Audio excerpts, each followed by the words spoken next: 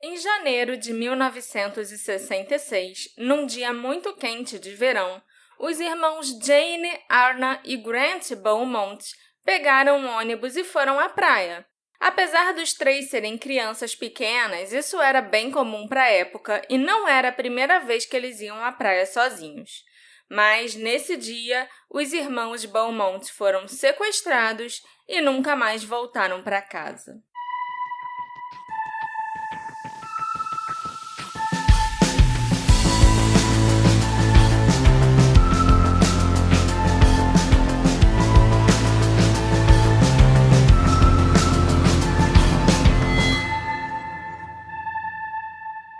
Olá, ouvintes queridos!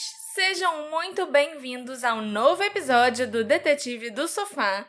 Eu sou a Marcela, a host desse podcast, e hoje eu vou contar para vocês uma das histórias mais misteriosas da Austrália. 3 crianças desapareceram sem deixar vestígios em um local público, e o país inteiro ficou em choque. Claro que eu estou falando do desaparecimento dos irmãos Beaumont, um dos casos mais pedidos por vocês. Mas antes da gente entrar no desaparecimento dos irmãos Beaumont, eu queria avisar a todos os nossos ouvintes que esse podcast aqui, ele conta com o apoio de pessoas belíssimas, todas belas, todas são belas, que são os nossos apoiadores. Eles que financiam esse programa aqui a continuar, da gente talvez, quem sabe, tentar coisas novas, é tudo culpa deles. Que vocês estão vendo isso aí. Então, se você quiser se tornar um apoiador, dá uma olhada no Aurelo, dá uma olhada no Apoia-se, procura o Detetive do Sofá. É muito importante, ajuda bastante. E se você não puder apoiar, porque não é todo mundo que pode, que está em condição, então considera dar 5 estrelas, onde der para dar 5 estrelas. Deixar um comentário, onde puder deixar um comentário. Esse negócio também vai para o YouTube, então dá like se você for uma das 12 pessoas que escuta nossos podcasts pelo YouTube, entendeu? Talvez deve contar para alguma coisa. Uhum. Então, muito obrigado para os nossos apoiadores. E, por favor, vocês também considerem se tornar um e ajudar esse podcast, certo? Sim, isso aí. Eu acho que agora sim, tentei falar rapidinho. Me conta a história das crianças Beaumont. A família Beaumont era formada por 5 pessoas. Os pais, Nancy e Jim, e 3 filhos. A Jane, de 9 anos, a Arna, de 7 anos, e o Grant, de 4 anos. A Nancy e o Jim se casaram em dezembro de 55, e 2 anos depois eles tiveram a primeira filha. A Jane Beaumont, a filha mais velha, era uma garota muito inteligente e demonstrava uma maturidade incomum para sua idade. Extremamente articulada e perspicaz, ela era reservada, muito tímida, mas tinha uma paixão por ler, escrever poesias e brincar ao ar livre. O seu amor pelos livros a fazia sonhar com o futuro, se imaginando como uma escritora ou professora. Sendo a filha mais velha dos 3 irmãos, a Jane mostrava um senso de responsabilidade e cuidado que os seus pais comparavam ao comportamento de uma adolescente de 15 anos.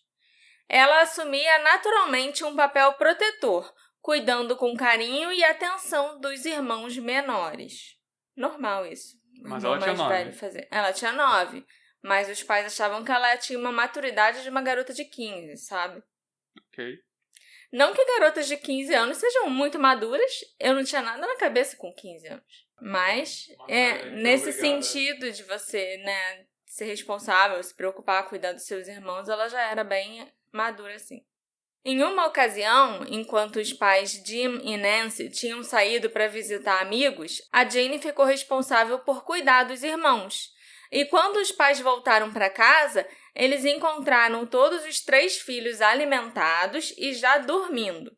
E o mais impressionante, no entanto, foi o bilhete que a Jane deixou para os pais. Queridos mamãe e papai, estou prestes a ir para a cama. São 9 horas da noite. Troquei a fralda do Grant, então não se preocupem. O Grant queria dormir na própria cama, então um de vocês terá que dormir com a Arna. E embora nossos quartos não sejam tão bons, Espero que fiquem tão confortáveis quanto nós. Boa noite para vocês dois. Jane. PS. Espero que vocês tenham se divertido. E PS2. Espero que você não se importe, papai, que eu tenha levado o rádio para o meu quarto. A Arna Belmont, aos 7 anos, era a mais comunicativa e animada entre os irmãos. Dona de uma imaginação vívida, ela conseguia se entreter sozinha por longos períodos. Alegre e afetuosa, a Arna gostava de cantar, dançar, se fantasiar e montar pequenas apresentações que ela exibia para a família, muitas vezes convencendo até o irmão e a irmã a participarem dos seus shows. O Grant Belmont, o mais novo dos 3, tinha 4 anos e era um menino encantador que admirava profundamente o pai. Ele seguia o Jim pela casa, observando atentamente tudo o que ele fazia e se oferecendo para ser o seu ajudante mirim. O Grant também gostava de fingir que estava em grandes aventuras, pedalando seu velocípede vermelho e dizendo que ele estava viajando para lugares distantes, assim como o pai fazia. O Jim era caixeiro viajante, entendeu? O Grant era uma criança doce, simpática e cheia de ternura. Por causa do trabalho do Jim, ele frequentemente precisava passar vários dias fora de casa.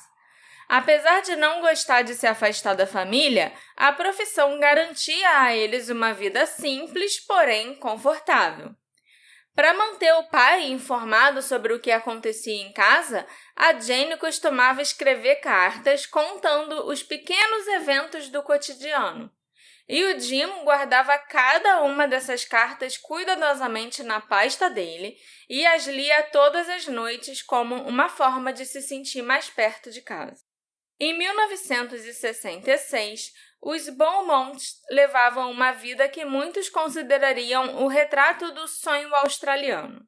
Eles moravam numa casa tranquila na Harding Street, em Somerton Park, que lhes permitia desfrutar plenamente o clássico estilo de vida à beira-mar. O bairro costeiro de Glenelg ficava a apenas 20 minutos de caminhada e a família costumava frequentar a praia regularmente durante os dias quentes. A água clara e refrescante de Glenelg era perfeita para escapar do calor intenso e a ampla faixa de areia dourada oferecia o cenário ideal para as crianças brincarem e se divertirem à vontade. Em janeiro de 66, a cidade de Adelaide enfrentava uma intensa e prolongada onda de calor, com os termômetros alcançando os 40 graus.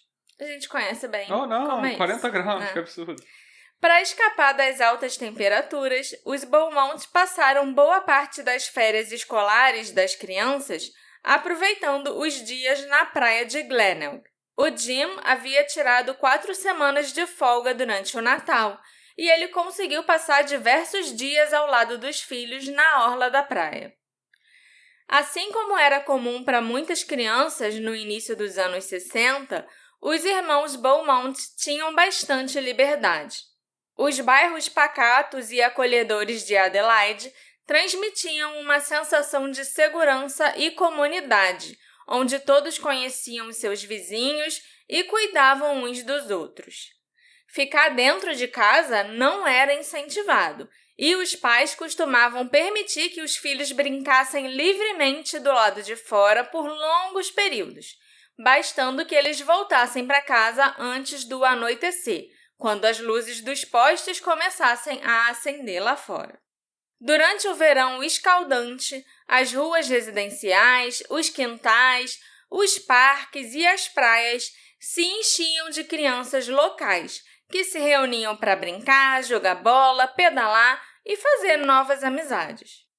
Lembrando, que esses eram tempos anteriores à popularização da televisão, quando ainda não se conheciam também os riscos da exposição prolongada ao sol e antes que os pais passassem a viver sob a constante preocupação com estranhos e perigos invisíveis. Na terça-feira, 25 de janeiro de 66, o Jim estava oficialmente retornando ao trabalho. seu primeiro compromisso do ano seria uma viagem de 150 quilômetros até a cidade de Snowtown para dar início à nova rodada de vendas. Naquela manhã, antes de pegar a estrada, o Jim combinou de levar os 3 filhos até a praia, poupando as crianças de terem que pedalar debaixo daquele sol escaldante. Ao chegarem à orla de Glenelg, a Jane, a Arna e o Grant desceram do carro animados e correram em direção à areia. O Jim e a Nancy confiavam plenamente nos filhos. A responsabilidade da Jane era um verdadeiro apoio para os irmãos mais novos. Ela conduzia a Arna e o Grant com firmeza durante os passeios de verão, ajudando os dois a embarcarem e desembarcarem do ônibus, carregando o Grant no colo quando era necessário e cuidando para que nenhum deles se aventurasse em águas profundas demais. A orientação da Jane para os irmãos era muito clara. Eles só podiam entrar no mar até a altura do umbigo. Os 3 eram crianças sensatas, obedientes e carinhosas entre si, sempre atentos às instruções dos pais e zelando uns pelos outros.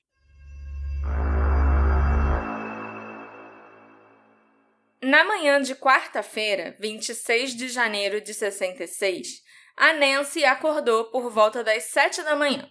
Após mais uma noite abafada, úmida e mal dormida, por causa do típico verão australiano, a Nancy permaneceu deitada por alguns minutos, aproveitando a paz e o silêncio tranquilo antes dos filhos despertarem. Mas esse momento de paz logo foi interrompido pela Arna e pelo Grant, que entraram correndo no quarto, pularam na cama e perguntaram animadamente se eles podiam passar o dia na praia de novo. As férias escolares estavam chegando ao fim. As aulas das crianças recomeçariam na semana seguinte. E eles estavam querendo aproveitar ao máximo os últimos dias de liberdade. Além disso, aquele dia era 26 de janeiro, o Dia da Austrália, um feriado nacional que celebra a chegada da primeira frota de navios britânicos a Port Jackson, em Nova Gales do Sul, que aconteceu em 1788. E também é comemorado o hasteamento da bandeira britânica por Arthur Phillip em Sydney Cove. Brasileiro adora um feriado, mas eu não consigo nem imaginar um feriado celebrando o dia do descobrimento do Brasil, O dia que os portugueses chegaram aqui. Olha que felicidade! Eu lembro quando o Brasil fez 500 anos, principalmente, que eu fiquei, por que não é feriado? Mas realmente, a única coisa que não é feriado. Não é pra celebrar isso.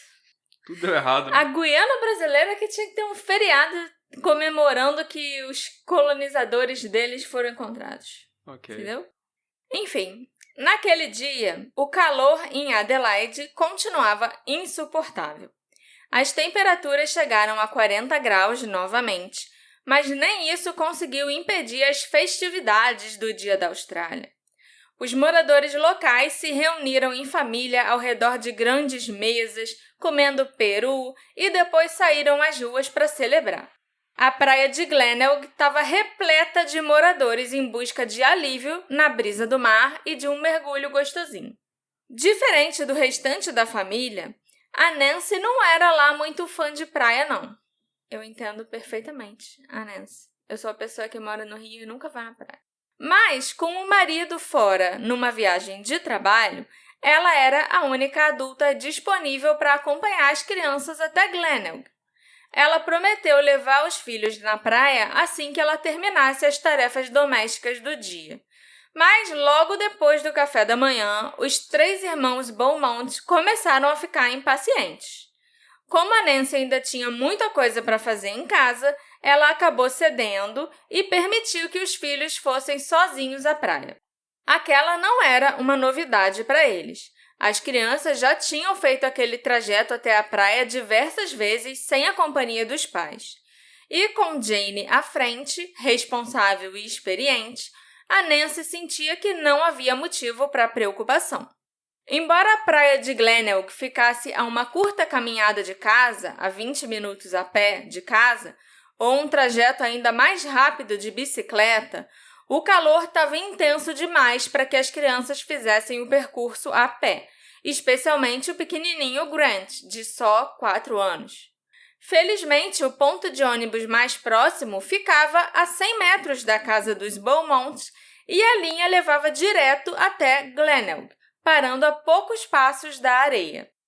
A Nancy concluiu que pegar o ônibus seria a alternativa mais prática e rápida para Jane, Arna e Grant chegarem na praia. Aquela não seria a primeira vez que os 3 faziam um trajeto sozinhos, já que a Jane já conhecia bem as linhas de ônibus da região.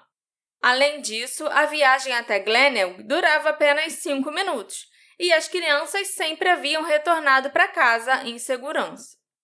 Empolgados, os irmãos Beaumont se trocaram rapidamente para o passeio. A Jane vestiu um maiô cor-de-rosa, um short verde claro e sandálias de lona com um solado branco. A Arna escolheu um maiô listrado vermelho e branco, short e sandálias bege, além de prender o cabelo com um grampo laranja fluorescente. O Grant, o caçula, foi sem camisa, usando apenas uma sunga listrada em verde e branco por baixo de um short verde de algodão, completando o visual com sandálias vermelhas.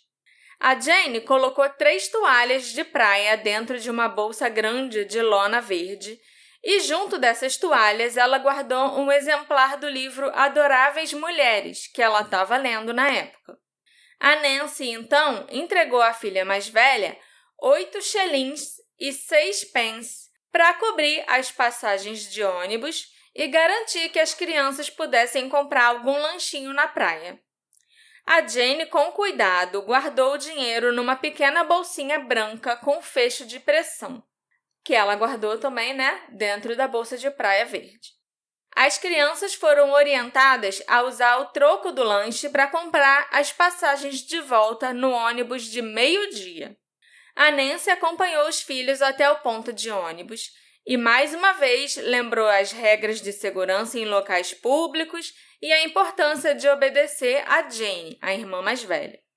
Ela conferiu se a Jane tinha pegado o dinheiro das passagens de ida e, com um sorriso, desejou um bom passeio aos filhos. Era por volta das 9h30 ou 10 da manhã, quando as crianças pegaram o ônibus. Com as crianças fora de casa, a Nancy logo conseguiu terminar as tarefas domésticas. Por volta de 10h30 ou 11 horas, ela pegou a sua bicicleta e foi até a casa de uma amiga que morava nas proximidades. 5 minutos antes da chegada do ônibus de meio-dia de Glenelg, a Nancy foi até o ponto para encontrar os filhos. Mas quando o ônibus chegou, a única pessoa que desembarcou foi uma senhora idosa. A Nancy começou a suspeitar que os filhos deviam ter perdido o ônibus de meio-dia e, em vez disso, pegariam o próximo ônibus, que chegaria por volta das 14 horas. Despreocupada, a Nancy seguiu para casa. Logo depois da sua chegada, alguns amigos apareceram para uma visita surpresa. Durante a conversa com os amigos, a Nancy ficou observando o relógio, mas deu 14 horas e nada dos filhos dela aparecerem. Ela sabia que a Jane, a Arna e o Grant conheciam bem aquela região e que, se eles perdessem o ônibus, podiam ter optado por algum dos caminhos alternativos para chegar em casa a pé. A Nancy, então, decidiu esperar mais um pouco, porque o ônibus das 15 horas estava prestes a chegar, e ela acreditava que as crianças provavelmente estariam nele. Pouco antes das 15 horas, o carro do Jim entrou inesperadamente na garagem. Ele só deveria voltar no dia seguinte, mas, devido às vendas fracas nas semanas após o feriado de Natal, ele decidiu que seria melhor passar o tempo em casa com a família. A Nancy, então, contou ao marido que as crianças ainda não tinham voltado da praia e que ela estava começando a se preocupar. O Jim tentou tranquilizá-la, dizendo que provavelmente estava tudo bem. Quando algo de ruim acontece, a notícia chega rapidinho, então, se algum acidente tivesse acontecido, eles já teriam sido informados. Era exatamente o que a Nancy estava repetindo para si mesma o dia todo, tentando se acalmar, pensando que a probabilidade de um acidente que ferisse as 3 crianças ao mesmo tempo era muito baixa. Ela se sentia grata por saber que, caso algum imprevisto acontecesse, as outras 2 crianças estariam lá para pedir ajuda. Mas às 15h30 ainda não havia notícia das crianças. A Nancy ficou em casa esperando ansiosamente que os filhos chegassem a qualquer momento, enquanto Jim decidiu dirigir até a praia de Glenelg para verificar se os filhos ainda estavam por lá. A praia estava completamente lotada, tinham milhares de pessoas aproveitando o feriado, e isso impossibilitou o Jim de avistar os filhos em meio à multidão. Sem sucesso, ele retornou para casa e buscou a Nancy para que os 2 juntos pudessem procurar na praia. O que começou como uma preocupação leve, rapidamente se transformou em pânico total, porque, ao vasculharem a área, eles não encontraram nenhum sinal dos filhos. Às 17h30, o Jim e a Nancy chegaram à delegacia de Glenelg e informaram que os seus 3 filhos, Jane, Arna e Grant, haviam desaparecido. O policial que os atendeu registrou as descrições das crianças, mas tentou tranquilizar os pais, dizendo que tudo se resolveria logo. Um caso de sequestro envolvendo 3 crianças era algo inédito. Então, o policial achava que as crianças podiam ter perdido a noção do tempo, se desorientado ou até ter se envolvido em algum tipo de acidente. Mesmo assim, ele fez uma ligação para a delegacia de Adelaide para formalizar o registro do desaparecimento. Desanimados, o casal retornou para casa e, de cara, eles perceberam que as crianças ainda não haviam voltado.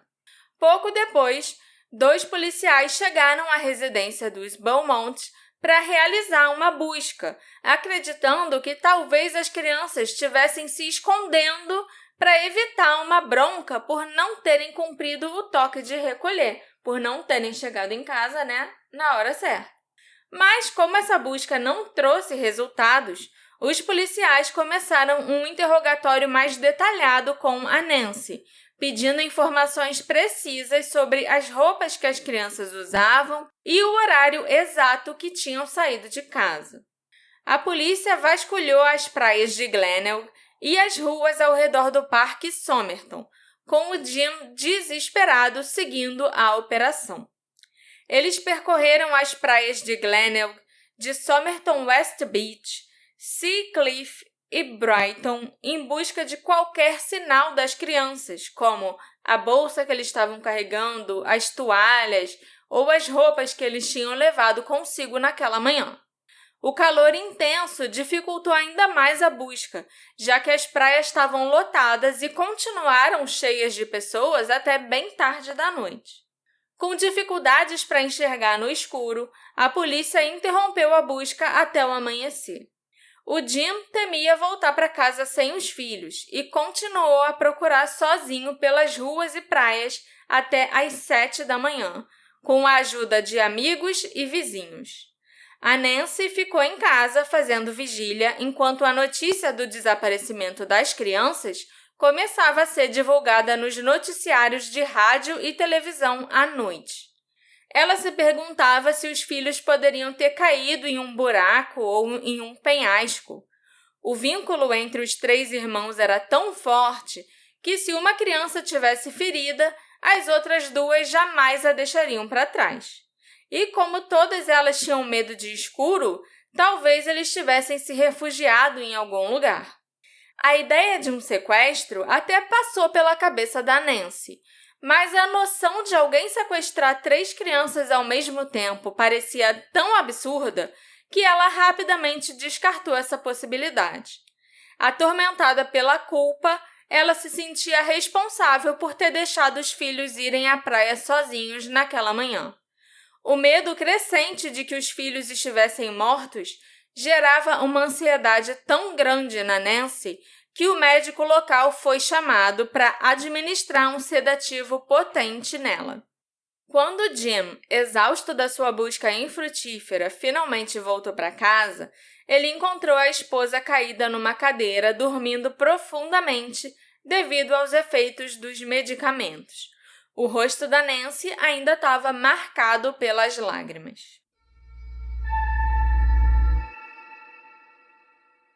A intensa busca policial pelas crianças Beaumont foi retomada ao amanhecer. Na manhã seguinte, quinta-feira, 27 de janeiro, 5 barcos do Esquadrão de Resgate Marítimo patrulharam a costa de Glenelg, enquanto os policiais vasculhavam bueiros, dunas de areia e o matagal denso a pé.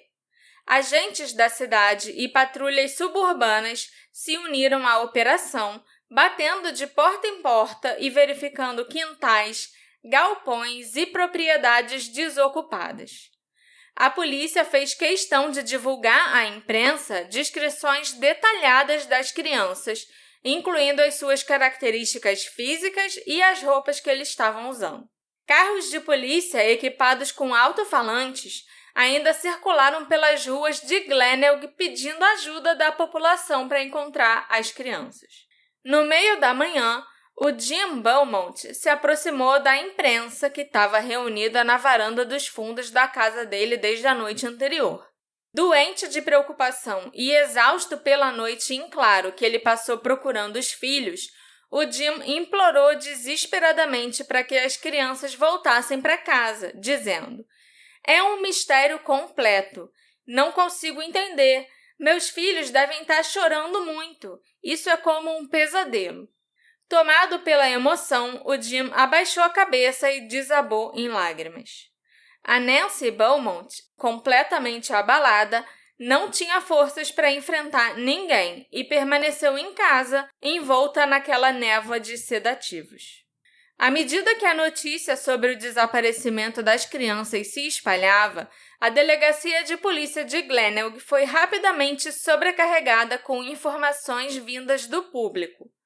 Pessoas querendo colaborar com a investigação formaram uma fila de 20 metros do lado de fora da porta. Com apenas um sargento e 4 detetives, a pequena equipe da delegacia estava mal equipada para lidar com a magnitude de um caso daquela proporção. Era impossível entrevistar todas as pessoas e seguir cada pista, e eles ainda se viam obrigados a registrar minuciosamente cada depoimento usando a única máquina de escrever disponível na delegacia. Caraca. Então, tinham 5 policiais e uma máquina de escrever para entrevistar uma fila de 20 metros de pessoas que estava formada do lado de fora. A busca pelas crianças Beaumont logo se transformou num frenesi em todo o estado. Bloqueios policiais foram montados nas principais rodovias do sul da Austrália e o aeroporto e a estação ferroviária de Adelaide passaram a ser vigiados de perto. Voluntários da população se ofereceram para participar das buscas, incluindo taxistas que já conheciam e já tinham trabalhado com o Jim, que tinha sido taxista antes de se tornar um caixeiro viajante. Eles percorreram as ruas em seus táxis procurando por sinais das crianças. Membros da escola Bryony Park, onde a Jane estudava, também se juntaram às buscas, andando de bicicleta pelos bairros vizinhos, procurando pela menina desaparecida. Moradores dos subúrbios de Adelaide vasculharam porões, sótãos, garagens, fábricas e prédios abandonados. O misterioso desaparecimento das crianças Beaumont atraiu tanta atenção e compaixão que parece que não havia um único jornal onde fotos das crianças não fossem publicadas na primeira página. Toda a Austrália começou a rezar pela vida das 3 crianças. Na noite do desaparecimento, 3 crianças com idades semelhantes à dos Beaumont foram vistas por volta das 19 horas. Elas estavam à beira da água em uma marina, a apenas 1 quilômetro ao norte da reserva de Collie. Uma mulher teria conversado brevemente com as crianças, que disseram que não moravam na área. Dada a grande repercussão e a urgência do caso, a polícia não quis correr nenhum risco. A marina, com 28 hectares e uma profundidade de 1,80 m, foi drenada pela primeira vez desde a sua criação em 1959.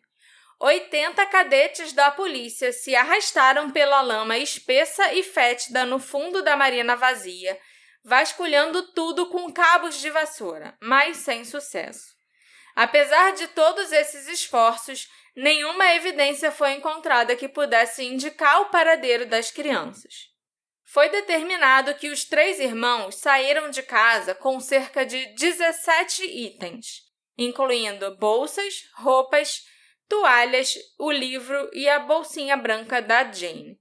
Nenhum desses itens foi encontrado nos principais locais para onde as crianças deveriam ter ido, nem nos lugares onde foram avistadas na orla da praia de Glenelg.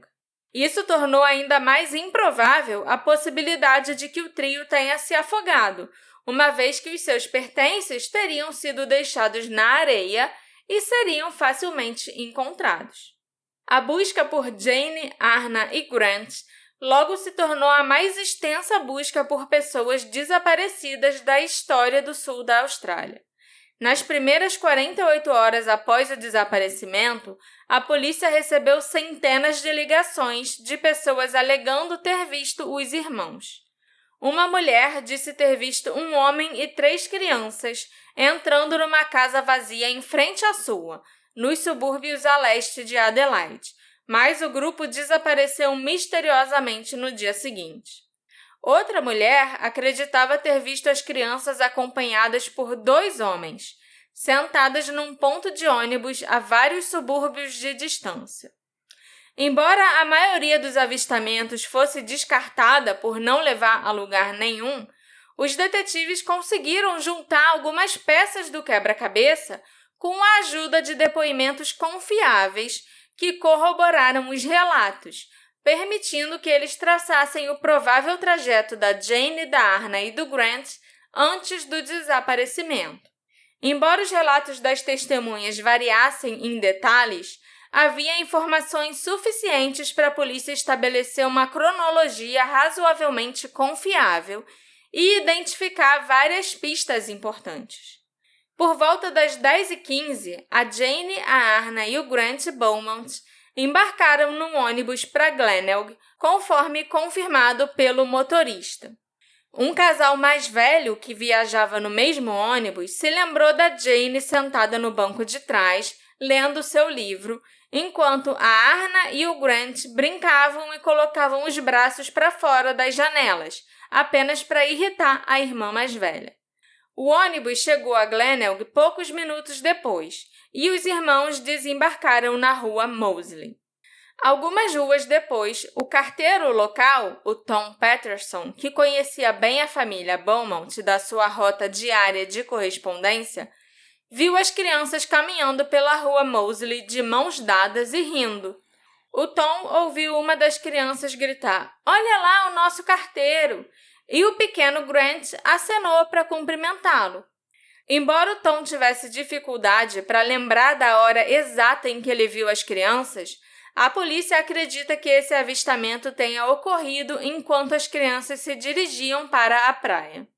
Diversas testemunhas relataram ter visto as crianças brincando nas águas rasas na parte mais movimentada da praia, o mesmo local em que haviam nadado no dia anterior. Pouco depois das 11 horas, as crianças terminaram de nadar e fizeram uma curta caminhada até a reserva Collie, onde colocaram as suas toalhas num gramado. Lá, elas foram vistas brincando sob um aspersor de água, enquanto lavavam a areia dos pés. Esse avistamento foi corroborado por uma amiga de escola da Jane, que viu os irmãos no local por volta das 11h25 da manhã. Uma idosa sentada num banco em frente às crianças observou um homem se aproximar delas enquanto elas brincavam no gramado. Ele foi descrito como tendo cerca de 30 a 35 anos, 1,80 m de altura, uma constituição atlética, pele bronzeada, o rosto comprido, testa alta e cabelos louros ondulados. Ele usava uma bermuda azul marinho com uma listra branca na lateral. Após conversar com a Jane e seus irmãos mais novos, o homem colocou a sua própria toalha na grama, a alguns metros de distância. Em seguida, ele se deitou de bruços e passou a observar as crianças brincarem. 15 minutos depois, as crianças foram vistas pulando sobre ele. A menina mais velha, brincando, deu petelecos no homem e em seus irmãos. Meia hora depois, a idosa que observava o grupo deixou o local e notou que as crianças e o homem ainda estavam brincando juntos no gramado quando ela saiu. Entre 11h30 e meio-dia, as crianças entraram na confeitaria Wenzel's, localizada na rua Mosley, onde costumavam comprar o seu lanche quando estavam na praia. A confeitaria ficava bem ao lado do ponto de ônibus que os irmãos usavam para voltar para casa. Esses movimentos pareciam estar de acordo com o plano original: comprar um lanche ou uma besteira e voltar para casa no ônibus de meio-dia. As moedas que a mãe havia dado eram suficientes para que cada uma das crianças comprasse um doce e ainda sobraria o suficiente para a passagem de ônibus de volta para casa. Mas, curiosamente, na confeitaria, as 3 crianças compraram 5 doces, 6 pãezinhos e 2 garrafas grandes de refrigerante. E durante o pedido, a Jane ainda acrescentou também uma torta de carne para o homem. Esse detalhe chamou a atenção da atendente, porque, embora ela já tivesse visto as crianças Beaumont na loja em outras ocasiões, ela não se lembrava delas terem comprado torta de carne antes. O pedido era incomum, tanto pela variedade quanto pela quantidade de itens. E ele excedia em muito o necessário para um lanche de 3 crianças pequenas que já iam voltar para casa para almoçar. Além disso, o valor da compra ultrapassava claramente os 8 shillings e 6 pence que a mãe havia dado para Jane. Quando chegou a hora de pagar, as crianças entregaram uma nota de 1 libra, uma quantia significativa em 66, o equivalente a cerca de $30 atualmente. E muito mais do que qualquer um acreditava que Jane, Arna e Grant pudessem ter sozinhos. Pouco depois de saírem da padaria, por volta do meio-dia, as 3 crianças não seguiram direto para o ponto de ônibus como se esperava. Em vez disso, testemunhas os viram de volta à reserva Collie, agora perto do clube de surf de Glenelg, acompanhados novamente pelo homem alto e louro que havia interagido com eles mais cedo. Um casal de idosos, sentado num banco próximo, viu o grupo se reencontrar e notou o homem se aproximando para conversar com as crianças. Pouco depois, o homem se dirigiu a esse casal de idosos, dentro do alcance auditivo das crianças, e perguntou se eles tinham visto alguém mexendo nos pertences deles. O homem teria dito: "Alguém roubou o nosso dinheiro." Outra mulher que estava por perto também ouviu esse comentário e observou o homem ajudar as crianças a colocarem os shorts por cima dos trajes de banho. O gesto chamou a atenção porque a Jane, com 9 anos, já tinha idade suficiente para se vestir sozinha. Além disso, ela era muito tímida e ela já estava entrando naquela fase que a criança fica mais consciente do próprio corpo e, sabe, já não quer muito que os adultos fiquem vendo ela sem roupa ou fiquem ajudando ela a se vestir, nem nada. Essa estranheza aumentou com o fato de que o homem, então, se dirigiu para os vestiários atrás do clube de surf, levando apenas uma calça e uma toalha, enquanto as 3 crianças esperaram calmamente do lado de fora, sentadas num banco. Elas ainda estavam lá por volta de 12h15, quando o casal de idosos deixou a reserva Collie. Depois disso, não houve mais relatos de avistamentos do homem ou de Jane, Arna e Grant Beaumont.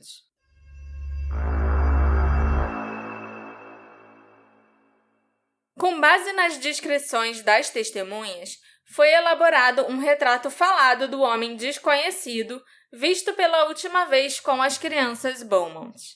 Mas a falta de consenso sobre detalhes faciais, como os olhos, o nariz e a boca dele, levou o artista forense a preencher as lacunas com suposições, o que reduziu a eficácia do desenho como um instrumento de identificação. Apesar disso, a ampla divulgação do retrato falado na mídia gerou uma resposta significativa do público. Entre essas respostas, uma testemunha adicional trouxe descrições mais específicas.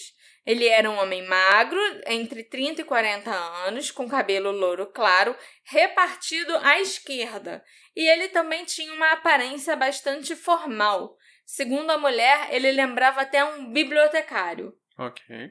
Com base nesse novo testemunho, o retrato falado foi revisado e redistribuído, tornando-se a imagem pública associada ao principal suspeito do desaparecimento das crianças Beaumont.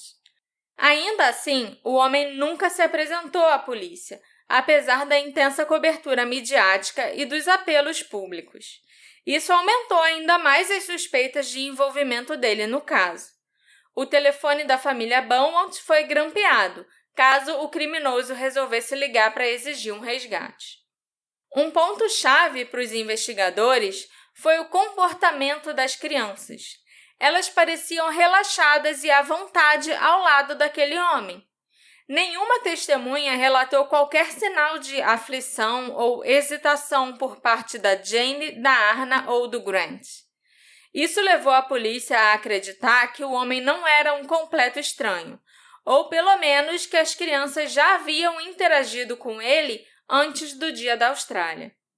A hipótese de um encontro prévio passou a ser central. Talvez o homem tivesse conquistado a confiança das crianças com visitas anteriores à praia, com gentilezas e com pequenos presentes. A pequena Arna havia comentado em casa recentemente que a Jane tinha um namorado na praia, um comentário que a mãe, Nancy, havia ignorado inocentemente na época, mas que adquiriu um novo significado quando visto sob a ótica de um possível processo de aliciamento. A ideia de um predador que pacientemente e deliberadamente construiu uma relação de confiança com as crianças ao longo do tempo transformou a narrativa do desaparecimento, de um ato impulsivo cometido por alguém para um plano meticulosamente premeditado. A reação da Nancy ao lembrar da timidez da Jane e considerar a estranheza da cena em que um homem ajudava a menina a se vestir sustentou essa hipótese. A Jane, aos 9 anos, era madura o suficiente para reconhecer situações desconfortáveis e normalmente resistiria a qualquer invasão de privacidade, exceto, talvez, se acreditasse que ela estava com alguém confiável. Isso fortaleceu a noção de que as crianças não apenas conheciam o homem, mas que ele talvez tivesse cultivado uma imagem de figura protetora, talvez até uma figura paterna. Parecia não ter sido coincidência que, quando a Jane e os irmãos deveriam pegar o ônibus para casa, seu dinheiro tivesse desaparecido misteriosamente. A sequência de eventos, com um falso roubo, a entrega da nota de 1 libra e a aparente calma das crianças, indica uma possível encenação cuidadosamente orquestrada. O homem pode ter se oferecido para ajudar, se tornando o único adulto de confiança das crianças naquele momento. A manchete do jornal Sunday Mail, "Crime sexual agora temido", marcou uma mudança drástica no tom da cobertura midiática e refletiu o crescente desespero da investigação. Até então, a esperança que Jane, Arna e Grant pudessem estar vivos sustentava os esforços de busca. Mas aquela manchete sugeria que os piores temores haviam se tornado plausíveis: um crime sexual seguido possivelmente de um homicídio. O impacto público foi imediato. Pais que haviam deixado seus filhos circularem livremente por bairros seguros, praias e parques entraram em pânico. A Austrália, até então considerada uma sociedade aberta e tranquila, passou a ver o desaparecimento como não apenas uma tragédia familiar, mas como uma ameaça social mais ampla, o símbolo da perda da inocência coletiva. Era um alerta nacional sobre os riscos invisíveis à espreita nas margens da vida cotidiana. No 5º dia de busca pelos irmãos Belmont, a polícia do sul da Austrália já havia recebido mais de 1.000 ligações com pistas sobre o principal suspeito. Relatos indicavam possíveis avistamentos das crianças em diversos meios de transporte e locais, inclusive em outros estados. A investigação focou na identificação do homem visto por último com elas e em criminosos sexuais conhecidos da região. A teoria de que o suspeito era local surgiu porque ele foi visto apenas com uma toalha e um par de calças, sem nenhuma bolsa ou mochila, ao contrário do que se esperaria de alguém que mora mais distante da praia. Ainda assim, a maioria dos suspeitos investigados apresentou álibis sólidos. Sem pistas concretas, o governo ofereceu uma recompensa de 500 libras, considerada inadequada e meio mão de vaca, para falar a verdade. A comunidade reagiu doando dinheiro, que elevou o valor para mais de 10.000 libras. O Jim Beaumont chegou até a cogitar vender a casa da família para aumentar a recompensa se os seus filhos fossem encontrados. Claro que a repercussão também atraiu curiosos, oportunistas e teóricos da conspiração, sobrecarregando os pais com boatos, falsas esperanças e tentativas de golpe. Entre os inúmeros relatos descartados, um homem afirmou estar mantendo as crianças em cativeiro, mas desligou o telefone antes de dar detalhes. Outro morador inventou uma história de sequestro envolvendo um suposto assalto com arma, mas depois confessou estar bêbado e foi processado. Uma denúncia levou a buscas em casas na esplanada de Kalena Logs, também sem sucesso. Até a ex-esposa de um denunciante e seu novo companheiro foram falsamente acusados. Se vingar daí, né? Normal, né? Tem sempre alguém assim nos nossos casos. Relatos posteriores, como o de um homem dirigindo uma caminhonete verde com 3 crianças entre Adelaide e Melbourne, também foram considerados duvidosos por falta de consistência temporal. A hipótese de que as crianças pudessem ter sido levadas para Nova Zelândia foi levantada e as autoridades daquele país foram alertadas. Importante lembrar que naquela época, eu não sei hoje em dia, mas naquela época não era necessário passaporte nem nada para você viajar da Austrália para Nova Zelândia ou vice-versa, né? Tipo aqui no Mercosul, não precisa de passaporte. Após 2 semanas de buscas intensas sem qualquer vestígio de Jane, Arna e Grant, o Jim Beaumont retornou relutante ao trabalho, tentando resgatar um mínimo de normalidade em sua vida. A esposa Nancy o acompanhou em busca de uma mudança de ambiente e de uma distração, já que cada canto da casa vazia os fazia lembrar da ausência dos filhos. Com as pistas se mostrando infrutíferas e sem novidades relevantes, o caso das crianças Belmont começou a desaparecer das manchetes. Para tentar manter o caso na mídia, o Jim e a Nancy ocasionalmente concordavam em conceder entrevistas, embora a tensão visível de estarem sob os holofotes fosse evidente. A dor constante de reviver a situação em público causava muito sofrimento ao casal. Sem informações novas ou conclusivas, a atenção da mídia e o apoio do público foram se esvaindo. Apesar das circunstâncias, Jim e Nancy se recusaram a abandonar a esperança de que os filhos ainda estivessem vivos. Eles mantiveram a casa exatamente como estava no dia em que as crianças desapareceram, com o balanço no quintal e os brinquedos das crianças esperando o seu retorno. Até os chapéus das meninas continuaram pendurados nos ganchos no corredor. Embora o desespero fosse grande, o Jim e a Nancy ainda acreditavam que os filhos tinham sido sequestrados por alguém que os estava mantendo vivos e bem.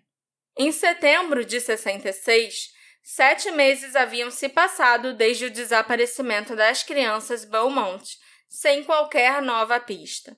No dia 27 de setembro, o policial sênior Ron Gross tentava fazer uma ligação para a sede da polícia em Melbourne da sua delegacia em Conifer, uma pequena cidade a 25 quilômetros da fronteira com a Austrália do Sul. Enquanto aguardava a ligação, ele ouviu uma conversa entre duas mulheres. Era o que a gente chamava de linha cruzada naquela época, que o telefone era fixo. Você lembra disso? Durante a ligação. Isso, ele foi tentar ligar para outra delegacia e aí entrou no meio a conversa de outras pessoas, entendeu? Entendi. Era muito maneiro quando isso acontecia. Era o que a gente chamava de linha cruzada lá nos anos 80, 90. Lógico que isso hoje em dia não acontece mais, né? Nem existe basicamente telefone fixo mais. Mas era bem interessante quando isso acontecia. Eu adorava quando isso acontecia para ficar escutando a conversa dos outros. Você nem conhecia a pessoa, não fazia ideia de quem era que estava falando, mas era legal. Nessa linha cruzada, o policial ouviu uma das mulheres dizer: "Estamos trazendo as crianças Beaumont de volta de Hobart. Estamos cansadas e achamos que é hora de desistir." Convencido de que a informação era verdadeira, o policial Gross repassou a conversa para a equipe de homicídios de Victoria, que rapidamente alertou as autoridades da Austrália do Sul. Quando Jim e a Nancy souberam da ligação, viram nela a esperança renovada e a pista mais forte desde o desaparecimento dos filhos.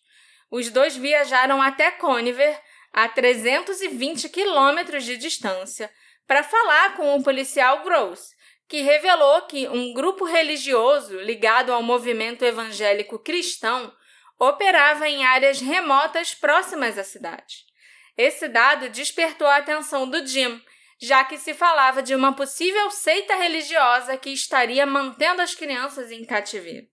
Alguns dias depois, a polícia conseguiu rastrear a ligação suspeita.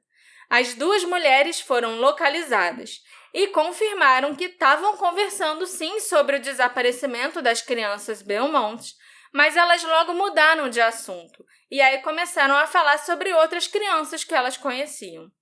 A polícia concluiu que as mulheres não estavam envolvidas de forma alguma no caso, sendo rapidamente descartadas da investigação. Um funcionário de um jornal da Austrália do Sul resolveu escrever uma carta para um famoso vidente holandês chamado Gerard Crozet, pedindo a sua ajuda para localizar as crianças desaparecidas.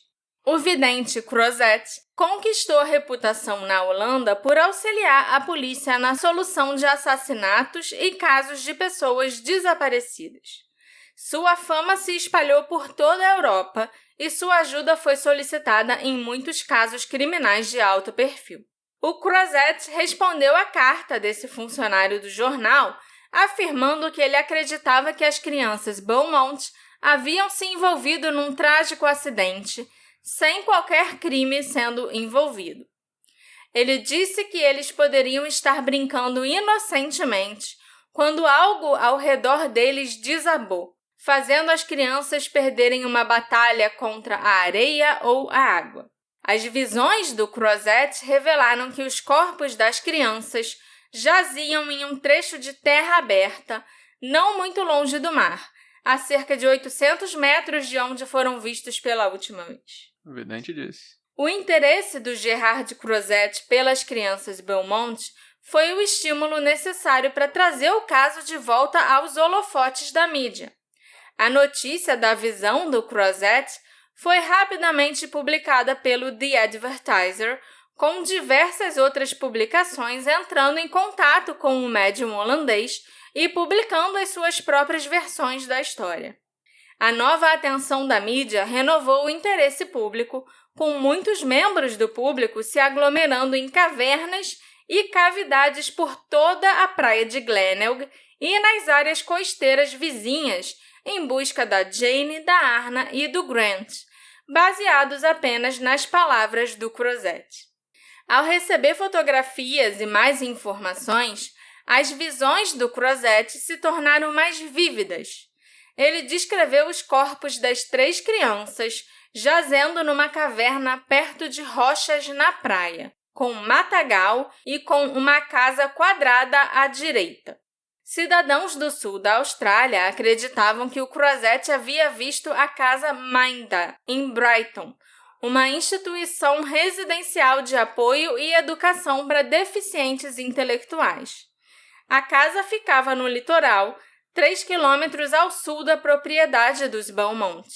A mídia rapidamente alimentou teorias de que o autor do crime poderia ter sido um paciente da instituição, que após sequestrar e matar as crianças Beaumont, as enterrou na praia. De sua casa na Holanda, Crozet havia informado que os cidadãos estavam no caminho certo e os incentivou a continuar cavando. Escavadeiras foram utilizadas para remover toneladas de areia e terra da área, mas a escavação não revelou nada e o caso se tornou um constrangimento público. Constrangimento para quem? Pro vidente ou pra população? Não, pro vidente não, pra população mesmo. Ok. E pra mídia, pros jornais que ficavam noticiando Deram isso muita tudo, entendeu? pilha pra isso. Mas ainda vai piorar. Não, esse constrangimento não foi suficiente, entendeu? Uhum. Em novembro de 66, 2 proeminentes empresários de Adelaide resolveram financiar a viagem para levar o Gerard Crozet para Adelaide. 10 meses haviam se passado desde o desaparecimento das crianças Beaumont e acreditava-se que a presença física do Crozet nos principais locais de onde elas haviam desaparecido fortaleceria as suas habilidades psíquicas e ajudaria a levar as autoridades a Jane, Arna e Grant. Dada a quantidade de contato que o Jim e a Nancy Beaumont haviam recebido de autoproclamados médiums, o casal estava cético em relação às alegações do Crozet e não se envolveu ativamente nos esforços para trazer o vidente para a Austrália.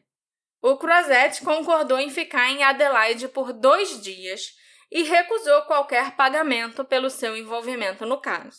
Sua chegada a Adelaide provocou um frenesi na mídia, que superou até a chegada dos Beatles no local 2 anos antes. Eita. Uma multidão de 2.000 pessoas recebeu o Crozet no aeroporto de Adelaide, incluindo 30 repórteres e cinegrafistas, com a expectativa cada vez maior de que ele finalmente resolveria o mistério. Na manhã seguinte, Crozet visitou a reserva Collie, onde se acreditava que Jane, Arna e Grant Beaumont haviam sido vistos pela última vez. Em seguida, ele caminhou 3 quilômetros pela orla de Glenelg com uma equipe de jornalistas logo atrás. Os jornalistas seguiram ele por todos os lugares. No dia seguinte, ele caminhou por terrenos baldios, sem encontrar nenhuma evidência, antes de reclamar que muitas pessoas o seguiam e que toda essa atenção estava enfraquecendo as suas habilidades psíquicas. Diferente. Em sua última manhã em Adelaide, Gerard Crozet concedeu uma coletiva de imprensa improvisada para revelar que novas informações tinham vindo à tona. Durante a noite, uma mulher tinha entrado em contato com ele, alegando ter ouvido vozes de crianças num armazém abandonado perto de sua casa, nas primeiras horas da manhã de 27 de janeiro de 66, a noite que as crianças Beaumont desapareceram. Na época, o tal armazém estava vazio, tendo sido usado anteriormente para uma olaria, uma fábrica de tijolos. Desde então, ele havia sido convertido numa empresa de marcenaria. Embora extensas reformas no prédio tivessem sido realizadas em agosto, era possível que várias calhas subterrâneas que levavam ao antigo forno de tijolos ainda existissem. O Crozet levou a polícia e membros da imprensa ao local, caminhou pelo armazém e afirmou que era ali que as crianças estavam enterradas. Mas ele soube disso porque alguém ligou para ele e entrou em contato. Isso, uma mulher disse que tinha ouvido vozes de crianças naquele armazém que estava abandonado na época, do dia 26 para o dia 27, logo que as crianças sumiram. O vidente basicamente recebeu uma dica normal. uma dica. Aí ele foi lá, passeou, sentiu energia e falou que era ali que as crianças estavam enterradas. De acordo com as suas visões, o Gerard Croiset alegou que as crianças Beaumont estavam com medo de voltar para casa no escuro, então se amontoaram para se abrigar perto do armazém vazio. O trio estava em cima de tábuas de madeira que cederam, fazendo com que eles caíssem no subsolo. O piso do armazém já havia sido concretado, ele estava virando uma marcenaria. Mas o Croiset disse que era necessário quebrar o piso, escavar tirar o cimento, e tudo, escavar o concreto, e imediatamente ele deixou o país. Claro. Ele falou que era para fazer isso. Tem que fazer esse trabalho aí que vai levar alguns dias. Enquanto isso eu vou para casa. Enquanto isso, tchau. Os moradores de Adelaide acreditaram na palavra do Croiset e realmente achavam que o médium tinha descoberto o local de descanso final da Jane, da Arna e do Grant. Sob pressão do público, o governo da Austrália do Sul deliberou se deveria ou não escavar o piso de concreto do armazém com o dinheiro dos contribuintes, com base em nada mais do que uma premonição psíquica. Embora o Jim e a Nancy tenham se encontrado brevemente com o Croiset durante a sua visita e apreciado o interesse dele no caso, eles não estavam convencidos das habilidades psíquicas do homem e não apoiaram essa escavação. A polícia investigou as alegações de Croiset, pesquisando as condições do antigo armazém em janeiro de 66, e determinou que não havia nada plausível na suposta visão do médium. Os proprietários do prédio garantiram à polícia que todas as valas no subsolo foram inspecionadas minuciosamente antes do início da concretagem e que não havia sinais de que as crianças tivessem caído em algum lugar.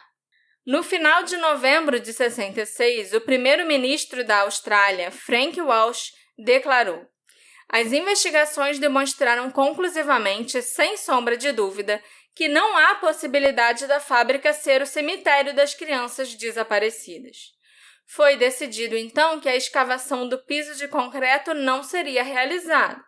Mas o povo não se conformou, e um comitê de ação cidadã se uniu para realizar uma pesquisa pública em apoio à escavação e arrecadou $40.000 australianos para financiar esse projeto. Só para esclarecer, quando as crianças desapareceram em janeiro de 66, a moeda australiana ainda era a libra. Eles foram colonizados pelos britânicos e a moeda deles era a mesma que a da Inglaterra. Mas, no dia 14 de fevereiro de 66, menos de um mês depois do desaparecimento, a libra foi substituída pelo dólar australiano, que é a moeda do país até hoje. Por isso que primeiro eu fiquei falando em libra e agora eu estou falando, de arrecadar $40.000. Não estou maluca, não. A escavação ocorreu no ano seguinte, em março de 67. Trabalhadores demoliram 18 metros do piso de concreto, revelando uma escada antiga, um forno de tijolos, um pedaço de pano velho, embalagens de pirulito, uma casca de limão e 2 jornais. Mas nada disso tinha a ver com o caso Beaumont. Os restos mortais da Jane, da Arna e do Grant não foram encontrados. Em nome do governo da Austrália, o premier Frank Walsh pediu desculpas ao Jim e a Nancy pela contínua ansiedade e tristeza. Bom, gente, como esse roteiro ficou muito grande e vocês devem ter notado pelo título do episódio, o caso das crianças Beaumont vai ser dividido em 2 partes. Esse aqui foi o episódio 1 e na semana que vem tem o final desse caso com o episódio 2. Se você for apoiador, você já ouviu, a parte 1, a parte 2, e já sabe tudo o que aconteceu ou não, todas as teorias, todos os suspeitos. Mas é isso, mais um roteiro de 30 páginas que você fez, então tem que separar, senão não vai dar. Pois é. A gente se encontra nessa mesma investigação na semana que vem. Tchau, tchau. Tchau, tchau.